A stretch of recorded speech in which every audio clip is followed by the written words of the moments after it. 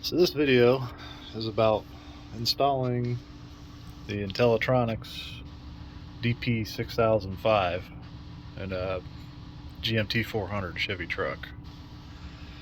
The instruction book that they give you fucking sucks, but it is good for figuring out what the wires do.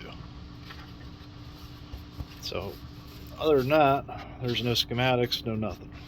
They're hard to find on the internet, so I'll show you all what I did to try to make it factory appearing. So this is the main board of the dash with all the gauges removed, and as you can see, I've removed some of the gauge pockets like here and here, and just brought my wires in and soldered them right to this board. They're all labeled out, and if you have an 88 to 91, they should be about the same. You'll see that I've also pulled all the bulbs off and put LEDs in their place. And this is sort of the easy part, because once you get over the housing, to make it look like, well, not shit, you gotta do something, a little something like this. And I'm hoping this turns out well. I haven't tried it yet, but I've cut all the idiot light indicators out of the old gauges, which I had donor gauges, so it wasn't no big deal. Took all the blackout stuff off the front of them. The only thing that sucks is there's no arrows in the turn signals, so they'll just be bright green, whatever. But this should let me have a factory appearing dash anyway. Don't mind the electrical tape. This is V1. Just trying to keep the light leaks to a minimum. So what we'll do is fit the main board like we would normally in the factory dash, and then put this piece of shit over top like they want you to, and then sandwich this guy in without the blue covering. And then after all that's done, we'll cut out all the bullshit out of this. These fucking junk half moon gauges. I have to get rid of all this to make it work right. So, yeehaw, fun. But we're gonna flash forward ahead, because you don't want to watch me solder. You want soldering classes, look at Big Clive or Lewis Rossman.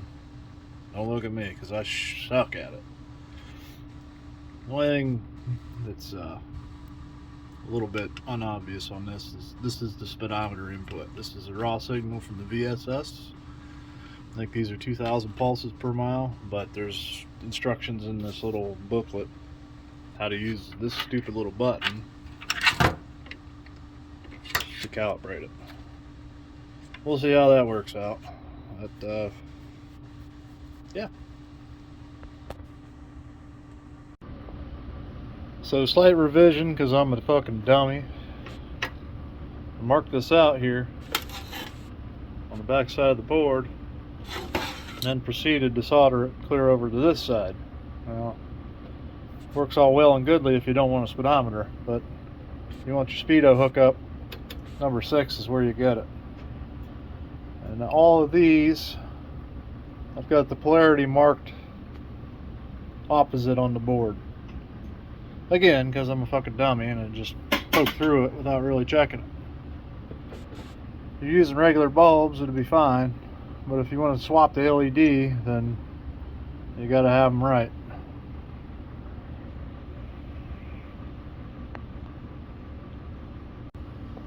So here's the finished product. Here are a couple things to note. Stack input. I got a diesel, so I'm running a terminal off the alternator. I'll have to get a conversion box. If you do it, you'll have to do the same. Gas trucks, you should be able to tie into ignition like you would a regular tack. This stupid button comes out too. I just Gonna leave it hang below the dash for now because it's ugly as shit. And here's the finished product. It ain't too bad. When it's in the truck, you see more than I do here. But you can't see through the smoke when the dash is off and the truck's off, for the most part. I don't know. We'll see how it pans out after a while. I wish that they'd have done the circuit board in black. It'd be a lot less noticeable, but I guess you get what you pay for. So here's the finished product.